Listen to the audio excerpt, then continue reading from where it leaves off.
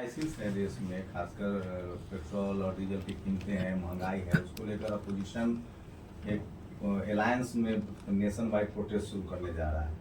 आपकी क्या भागीदारी होगी, क्योंकि आप हमेशा से सरकार के खिलाफ बोलते हैं? एक सवाल।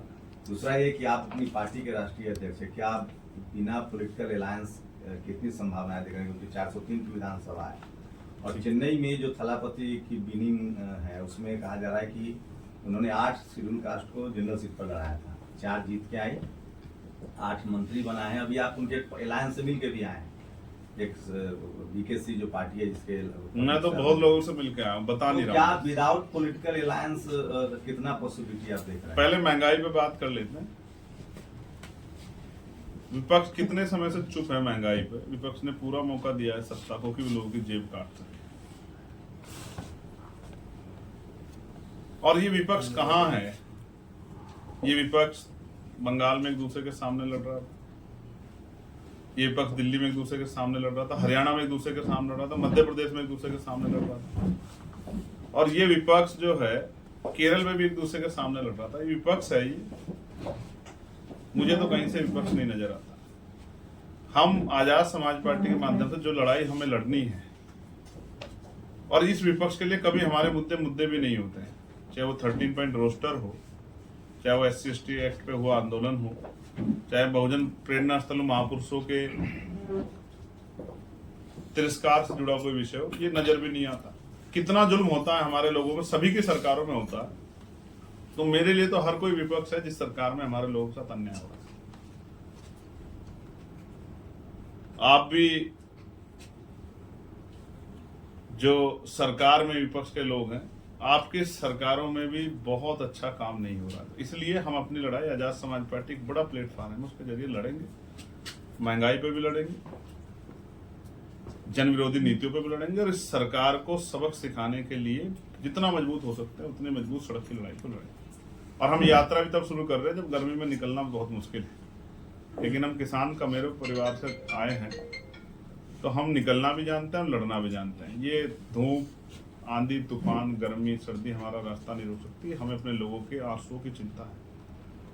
कब तक हमारे लोग भूख प्यास से और तमाम तरह के असुविधाओं से मरते रहेंगे, हमें उनकी चिंता है। इसलिए अन्याय खत्म करने के लिए हम लोग हिम्मत लगा के लड़ेंगे। शानदार जो है परिवर्तन यात्रा होगी। रहा दूसरा सवाल आपका पॉलिटिकल अलायंस को लेकर, तो मैं तो पॉलिटिकल अलायंस के लिए सभी से मिल के थक लिया, और ये इच्छा मेरी 2024 में पूरी होगी। जब मैं इस अलायंस के लिए जाता हूँ और वो दूसरे लोग करना नहीं चाहते, तो इससे मेरे लोगों का मनोबल गिरता है। इसलिए मैंने दरवाजा बड़ा लगवा दिया है, शंभू भाई आप भी आना।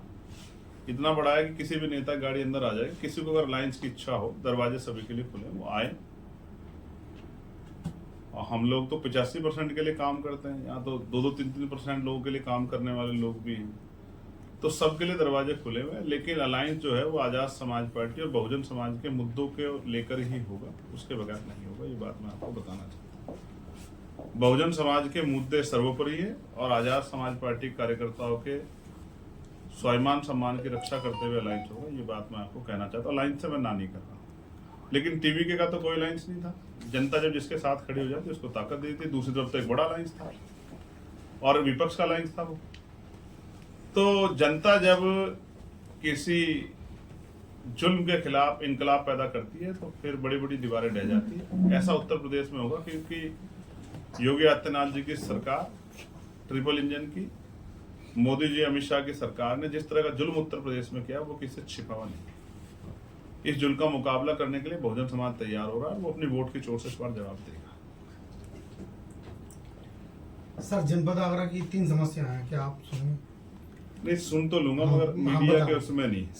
मैं आपको फिर नहीं, बहुत जरूरी है। आप मुझे अलग से दे दो सर। मैं फिर आपसे, मेरी प्रेस से जुड़ा हुआ वो है, मेरी प्रेस से जुड़े हुए मैं सवाल ले रहा हूँ, देश भर से जुड़े सवाल ले रहा हूँ। अगर डिस्ट्रिक्ट वाइज भी कोई दिक्कत है तो आप मुझे दे देना। वो सुन नहीं रहे, मैंने सबसे इंटरव्यू कर लिया सर। किससे? आप मुझे दे देना, लिख के दे दो, लिख के दे दो। सर, एक नई पार्टी आई है उभर के सोशल मीडिया पर, कॉकरोच जनता पार्टी, क्या कुछ कहेंगे उसके बारे में? देखिए, कॉकरोच जनता पार्टी जिनका आपने सोशल मीडिया पे जिक्र किया है, अभी कुछ उस तरह का सोशल मीडिया पे एक उबाल तो है, कुछ उस तरह का कोई ऑथेंटिक कुछ तो नहीं दिख रहा है। तो बाकी हम तो विचारधारा पे आधारित लोग हैं। जो मुद्दे उठा रहे हैं उन मुद्दों को तो हम बहुत दिन पहले से उठा रहे हैं।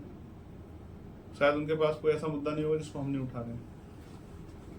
तो नौजवानों का जिस तरह का सपोर्ट आज़ाद समाज पार्टी के फेवर में, उसके परिणाम उत्तर प्रदेश में आपको दिखाई देंगे। इस यात्रा के बाद आपको एक माहौल बनता दिखाई देगा, क्योंकि जो चुनाव होते हैं विधानसभा और लोकसभा, वो परसेप्शन पे होते हैं। आज़ाद समाज पार्टी कार्यकर्ताओं ने भिवानी में बहुत मेहनत की है, अब उसको प्रदर्शन करने का वो है। मैं आपको निमंत्रण भी दूंगा कि आप आइएगा, आप आके देखिएगा किस तरह का जन सैलाब उमड़ेगा। इस भयंकर गर्मी में भी माएँ बहनें, नौजवान, बड़े बुजुर्ग आशीर्वाद देने के लिए आएंगे, ऐसा मुझे विश्वास है। आप देखिएगा।